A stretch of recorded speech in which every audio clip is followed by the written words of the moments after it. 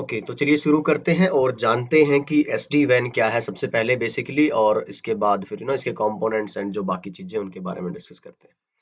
तो सबसे पहले अगर आप देखेंगे तो व्हाट इज एसडी वैन, तो ये मैं बता चुका हूँ आपको पहले से ही कि वैन की ऑटोमेशन के लिए जो आपका सोल्यूशन है जो सिस्को ने दिया है उसका क्या नाम है, आपका एसडी वैन है। तो जैसे एसडी होता है आपके कैंपस के लिए, एसीआई होता है डेटा सेंटर के लिए, ऐसे ही एसडी वैन किसके लिए, आपके वैन के लिए। ठीक है।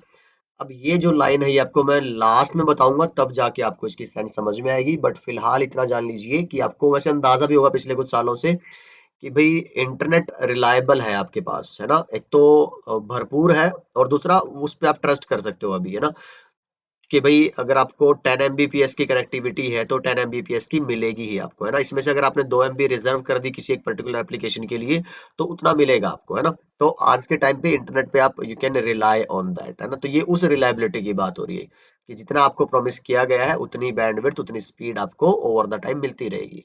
ठीक है। मतलब अगर आपकी कोई एप्लीकेशन स्पीड पे डिपेंड करती है तो ऐसा नहीं है कि कल को अगर ये नेट नहीं चला उतने टाइम के लिए तो वो उतने टाइम के लिए आपका वो एप्लीकेशन वो डेटा सेंटर बंद रहेगा, है ना। तो ऐसा आजकल नहीं है। तो इसको हम और आगे एलोबरेट करेंगे एट लास्ट, पर फिलहाल एक बार बाकी चीजें जान लेते हैं एसडी वैन के बारे में। अब देखो जरा, ट्रेडिशनल वैन की अगर आप बात करोगे तो क्या है, सारे के सारे डिवाइसेस क्या है, इंटरकनेक्टेड है। मतलब यहाँ पे इससे ये दिखा रहे हैं हम कि हर एक डिवाइस को आपको इंडिविजुअली कॉन्फ़िगर करना, वो मैंने बात कर ली थी लास्ट टाइम भी। पर यहाँ पे अगर आप देखोगे कि कंट्रोल प्लेन जो है अब की बार क्या है, सेंट्रलाइज्ड है, किसके केस में, एसडी वैन की। और ट्रेडिशनल में इसका भी अपना कंट्रोल प्लेन डेटा प्लेन था, इसका भी अपना, इसका और सबका। इनको अगर अपनी कॉन्फ़िगरेशन चाहिए है, फॉरवर्डिंग चाहिए, तो इसको कहाँ पे कॉन्टेक्ट करना पड़ेगा, अपने कंट्रोल प्लेन पे, मीन्स जो किसके क्या रहेंगे, कंट्रोलर्स रहेंगे। तो अगर ये समझ आ रहा है अभी अच्छी बात है, नहीं तो आगे बढ़ते हैं और ये फिर बातें आपको आसानी से समझ आ जाएंगी। ये सारी बातें हम कर चुके हैं, तो मेरे को शायद ये ज्यादा बताने की जरूरत नहीं है। पर इतना जरूर जान लीजिए कि पहले हर एक काम को करने के लिए ना आपके वाइड एरिया नेटवर्क में, देखो बहुत कॉम्प्लेक्स प्रोसेस है, मैंने बताया था, है ना। तो बहुत सारे टूल्स थे, अलग अलग कामों के लिए अलग अलग टूल है, और हर एक टूल अलग अलग प्रोटोकॉल पे काम करता है। तो आपको कोई ट्रैफिक की विजिबिलिटी नहीं है। मतलब वाइड एरिया नेटवर्क में आपको ये एप्लीकेशन भी चल रही है, वो भी चल रही है, इंटरनेट भी चल रहा है, आपको डेटा सेंटर से कोई पर्टिकुलर एप्लीकेशन है वो भी रन कर पा रहे हो। 10 एप्लीकेशन है, 2 हायर प्रायोरिटी की है, 8 लोअर बाकी नॉर्मल प्रायोरिटीज की है। तो काम तो हो रहे थे आपके कॉम्प्लेक्स कॉन्फ़िगरेशन एंड मैनेजमेंट के थ्रू, पर आपको कोई विजिबिलिटी नहीं थी। ठीक है। अगर कोई दिक्कत भी आती है तो उसका कॉम्प्लेक्स ट्रबल शूटिंग प्रोसेस था। अभी आप क्या करते हो लेकिन कि जो एस डी वैन है उसके थ्रू हम देखेंगे कि कैसे ये सारी चीजें आसान होगी। अच्छा, एक और यहाँ पे बड़ी ही इंपॉर्टेंट बात है कि everything is getting on cloud. तो जो आपकी ट्रेडिशनल वैन में इसके लिए कोई अप्रोच नहीं है कि कैसे आपके एग्जिस्टिंग वाइड एरिया नेटवर्क्स को आपकी क्लाउड के साथ इंटीग्रेट किया जाए, है ना। तो एक वो बहुत बड़ा चैलेंज था आपके ट्रेडिशनल नेटवर्क्स के लिए, तो जिसके लिए भी आपको एक एस डी वैन, एक नई अप्रोच की जरूरत पड़ी थी आपको। चलिए जी, आगे बढ़ते हैं। नॉर्मल समझते हैं कि जो आपकी ट्रेडिशनल वैन डिवाइसेस है वो कैसे काम करते हैं। मान लो एक बॉक्स है, एक राउटर आपके पास, आईएसआर एएसआर, तो कोई पर्टिकुलर सीरीज शायद रखेगी जिसमें हम राउटर के हार्डवेयर को ही समझेंगे सिर्फ, है ना। तो अगर आपको याद हो सीसीएनए में हमने बात की थी, 3 तरह के राउटर होते हैं। ब्रांच राउटर है एक आपका, नॉर्मल छोटी मोटी कंपनीज में चलते हैं। सीसीएनए पैकेट ट्रेसर में थे 2800, 2900, 2600, ये सारे राउटर ब्रांच राउटर्स है।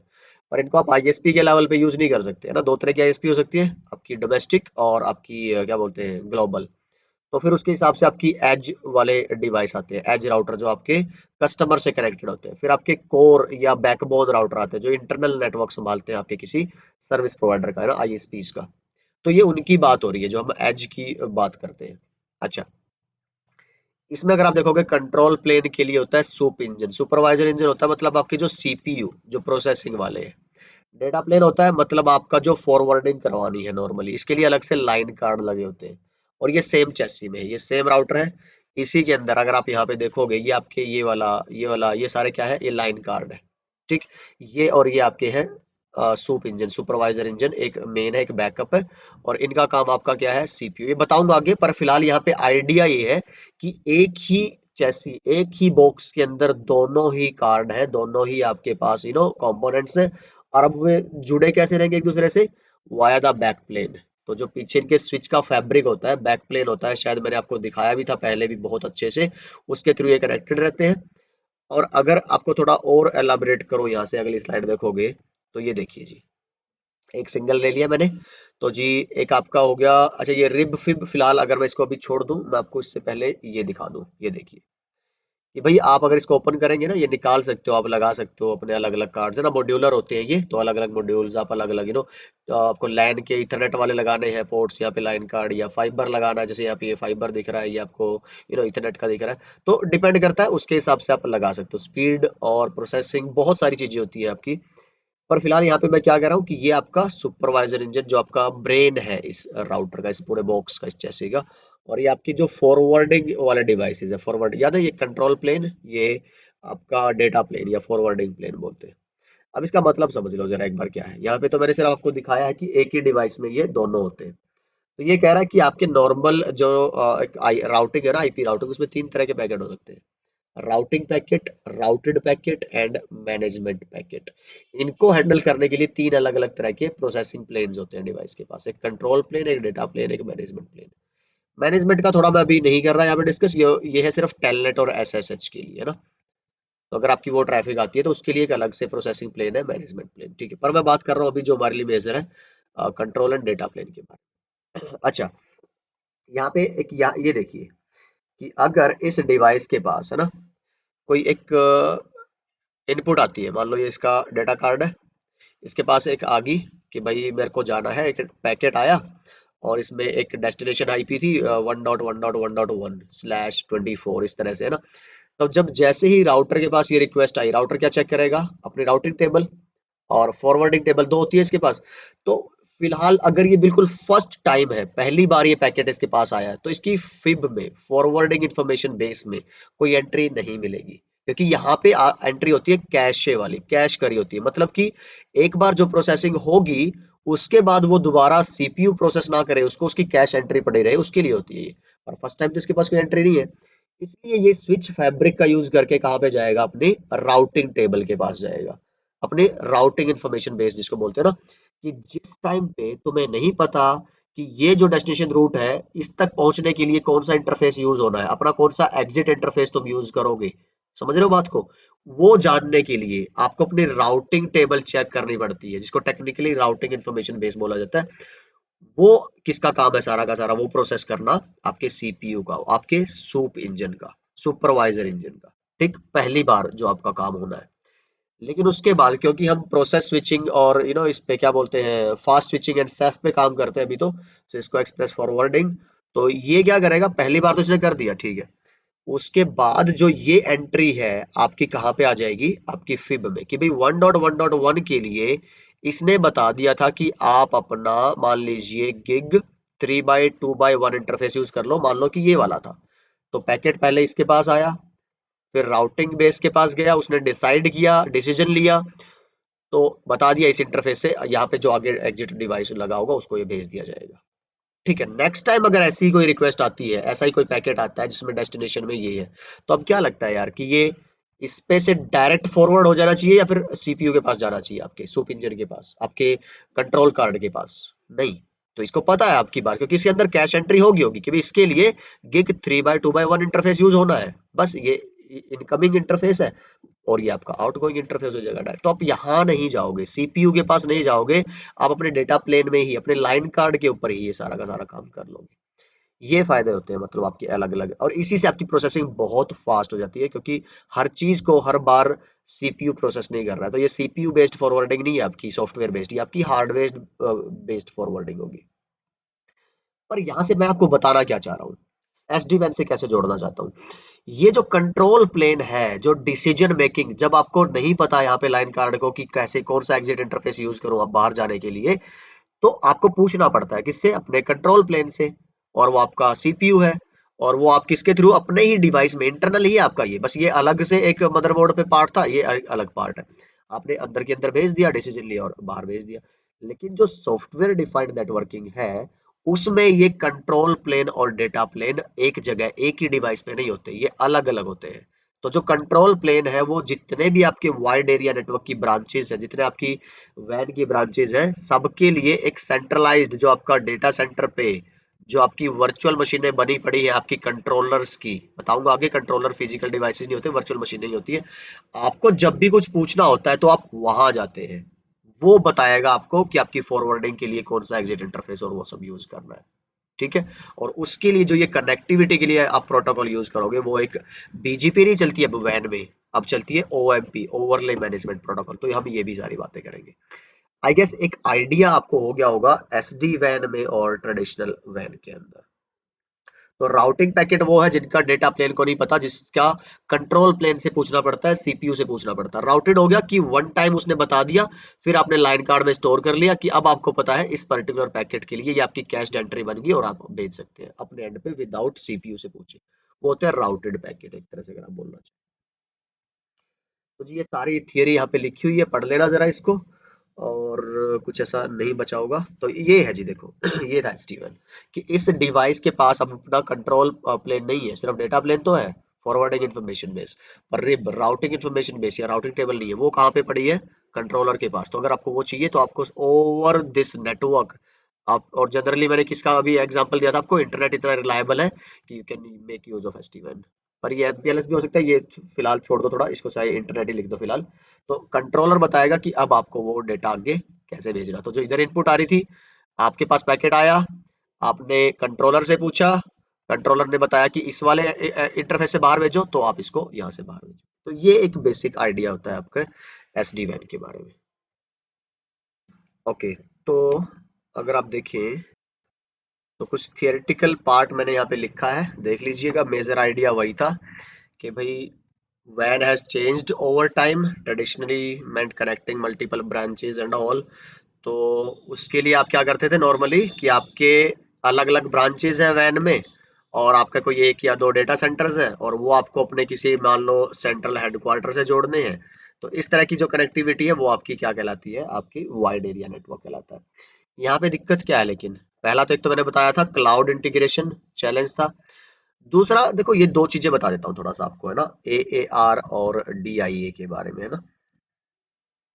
तो जी अगर हम चलते हैं MS पेंट पे और यहाँ पे देखिए जरा कि मान लो ये आपका डेटा सेंटर 1 है, ये आपका डेटा सेंटर 2 है, यहाँ पे पड़ी है आपके पास ऐप 1 पहली एप्लीकेशन है, और यहाँ पे मान लो आपके पास एक ऐप है एप्लीकेशन 2 पड़ा हुआ है। ठीक है। और अब अगर आप बात करोगे कि जी ये मेरी पहली ब्रांच है, ये मेरी दूसरी ब्रांच है, ये मेरी तीसरी ब्रांच है, और ये मेरा हेडक्वार्टर है। ठीक है। Branch 1, branch 2, branch 3। तो जी अब आपको आपको जोड़ना है सारा अपने हेडक्वार्टर से, ये जोड़ दिया। ठीक है। अब होता क्या है जनरल टर्म में अगर आप बात करो ना ट्रेडिशनली, कि अगर इस बंदे को इंटरनेट चलाना, ब्रांच 3 पे अगर आपको इंटरनेट रन करना है ना, तो इंटरनेट के लिए आप यहाँ से कनेक्शन नहीं लेते। मान लो आपने अपने डेटा सेंटर से कहीं पे फायरवॉल लगा के, या आप अपने हेडक्वार्टर पे फायरवॉल लगा के यहाँ पे आपने कोई मेजर इंटरनेट का कनेक्शन ले लिया, मान लो 1000 Mbps का, इसी को आप शेयर करते हो इस ब्रांच में भी, इस ब्रांच में भी, और इस ब्रांच में भी। ठीक है। तो सिंगल इंटरनेट का कनेक्शन होता है। और आप यहाँ से यहाँ जब जाओगे, है ना, तो ये आप अपना वैन का लिंक यूज करते हो। ये कौन सा लिंक है आपका? अच्छा ये नहीं चलेगा ये वाला, अगर ये आपके वैन के लिंक होंगे, है ना, तो आपको पहले कहाँ जाना पड़ेगा इंटरनेट एक्सेस करने के लिए? हेडक्वार्टर पे। फिर वहां से आप वापस आओगे और आपको वहां से अपनी सारी इंफॉर्मेशन मिलेगी, फिर आप इंटरनेट चला सकते हो। तो ये ऐसे चलता है। कोई डायरेक्ट इंटरनेट एक्सेस करने का तरीका आपके पास नहीं था। इवन ऐसे ही अगर आपको मान लो कोई एक एप्लीकेशन रन करनी है ना, कि भाई ब्रांच 2 से आपको डेटा सेंटर 1 में जो एप्लीकेशन 1 है वो चलानी है ना, तो आप पहले कहाँ जा रहे हो? आपका कनेक्शन हेडक्वार्टर, फिर आप कहाँ जा रहे हो? यहाँ पे। और फिर आपको ये ऐसे मिलता है, ये पाथ है। लेकिन अगर आप सोचो कि भाई मैं, और आपके पास मल्टीपल इंटरकनेक्टिविटी भी है, मान लो ये वाली कनेक्टिविटी है और ये कनेक्टिविटी है ना, ये तो खैर नहीं हो मिलेगी। तो कहने का मतलब ये है, आप अपना पाथ शॉर्ट नहीं कर सकते डिपेंडिंग अपॉन की आपकी एप्लीकेशन। ठीक है। इसमें एप्लीकेशन अवेयर राउटिंग का फीचर नहीं होता नॉर्मल ट्रेडिशनल वैन में। तो आपके जो ये राउटर्स हैं, ये जो आपके एज डिवाइसेस हैं, मान लो आपको ये यहाँ पे भी हेडक्वार्टर में भी है, आपको सेंट्रल प्लेस से होके गुजरना पड़ता है, बस सीधा सा, अगर आप एक ये फंडा याद रख पाए तो। ठीक है।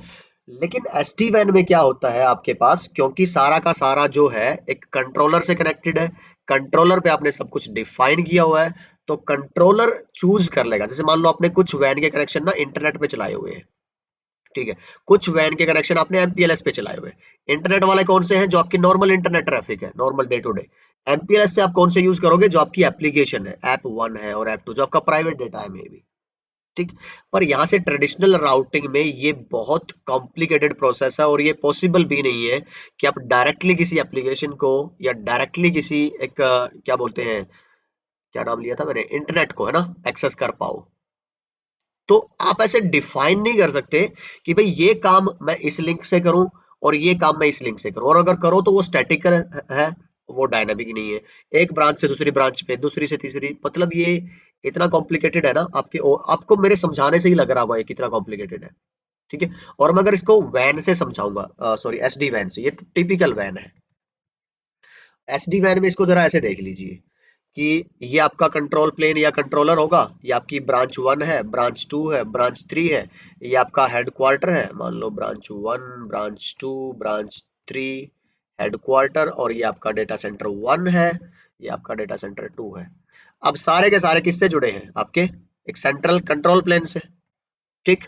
अब मान लो यहां से आपको वैन में आपके पास इंटरनेट प्लस एमपीएलएस दोनों ही आपने कनेक्शन ले रखे हैं, और आपको मैंने बता दिया इंटरनेट किसके लिए था? नॉर्मल इंटरनेट चलाने के लिए। एमपीएलएस किसके लिए है? डेटा सेंटर की एप्लीकेशन को रन करने के लिए। अब जैसे ही इसके पास रिक्वेस्ट आती है तो कंट्रोल प्लान समझ जाएगा अब तुम क्या करना चाहते हो। ऐप 1 यूज करना चाहते हो तो आप कौन सा सर्किट यूज कर लो? एमपीएलएस का। समझ पा रहे? ये इतना इजी। अच्छा, आपके पास और रिक्वेस्ट आती है, इसको इंटरनेट चलाना है, तो इंटरनेट चलाने के लिए अब आपको डायरेक्टली हेडक्वार्टर पे जाने की जरूरत नहीं है ना। आपको डायरेक्ट, मान लो आपको ऑफिस 365 रन करना था, ठीक है, तो ये ऑफिस 365 के ट्रैफिक को अलग से सेपरेट भेज देगा उधर के पास। आपको कोई एडब्ल्यूएस का क्लाउड एक्सेस करना था, तो ये आपके सेंट्रल जो बाकी रिसोर्सेज है उनको ना वेस्ट करके डायरेक्ट ट्रैफिक आपके एक डेस्टिनेशन जो पर्टिकुलर है ना उस पे। और यहाँ पे क्या है, सारा का सारा रूट होना पड़ता था आपके सेंट्रल, जहाँ पे आपकी लोकेशन पे कॉन्फ़िगरेशंस और वो मैनेजमेंट का जो सॉफ्टवेयर था, आपका इंफ्रास्ट्रक्चर वो पड़ा हुआ था। तो ये इनएफिशिएंट है, ये स्लो है, ये कॉम्प्लिकेटेड है, इसमें बहुत सारी कॉन्फ़िगरेशन, इसमें ट्रबल शूटिंग बहुत मुश्किल। तो आप देख पा रहे हो यहाँ पे एरर के चांसेस बहुत ज्यादा। और जब आप इसकी कॉन्फ़िगरेशन एक बार देख लोगे ना, समझ लोगे, तब आप बोलोगे कि यार हाँ, इनिशियली मे बी इसको कॉन्फ़िगर और वो सब करना टफ है, पर इसको यूज करके और आगे जिंदगी नेटवर्क इंजीनियर्स की बहुत आसान हो जाती है, नो डाउट। तो जी यही चीजें मैंने डिस्कस की है यहाँ पे। तो एक एग्जांपल के थ्रू मैंने बताया है, डीआईए, डायरेक्ट इंटरनेट एक्सेस, शायद आगे होगा, पर फिलहाल अगर आप देख लो ट्रेडिशनल राउटिंग आर्किटेक्चर, ये जो मैंने अभी बताया आपको कि एमपीएलएस होता है क्यूओएस प्राइवेसी, और आपकी जो प्राइवेट एप्लीकेशन को एक्सेस करने के लिए ये बहुत एक्सपेंसिव है ना। और चलो एमपीएलएस तो मैंने पढ़ा दिया ना आपको, ये आपको पता ही होगा सारा का सारा, है ना। वैसे मैंने एमपीएलएस वीपीएन नहीं बताया तो शायद सब ना समझ में आए, पर जितना भी है वो चलो ठीक है ना। अगर कहीं दिक्कत है किसी भी कॉन्सेप्ट में तो आप कमेंट करिएगा मुझे, क्योंकि फिलहाल मैं डाइवर्ट नहीं करना चाह रहा अपने सेंट्रल टॉपिक से, तो इस वजह से मैं आगे बढ़ रहा हूँ। चलिए, तो आई गेस इस वीडियो में काफी है इतना, और अगली वीडियो में हम बात करेंगे सिस्को एंड वैन ऑटोमेशन के बारे में, कि जो वैन को लेके सिस्को का क्या अप्रोच था, आईबीएन, और उन्होंने शुरू कैसे किया, फिर विप्टेला से कैसे उन्होंने उनका एग्रीमेंट था और वो टेक ओवर एंड वो सब। तो ठीक है, यस अराउंड 20 मिनट की वीडियो हो गई है, तो अगली वीडियो में हम बात करने वाले हैं कि जो बाकी कॉन्सेप्ट है ऑटोमेशन की, इंट्रोडक्शन सिस्को के केस में, एसडी वैन, एंड फिर जो एसडी वैन के कंपोनेंट्स हैं और जो कंट्रोलर वगैरह है। तो मिलता हूँ आपसे अगली वीडियो में, अपना ख्याल रखिए, सीखते रहिए, सिखाते रहिए और मस्त रहिए।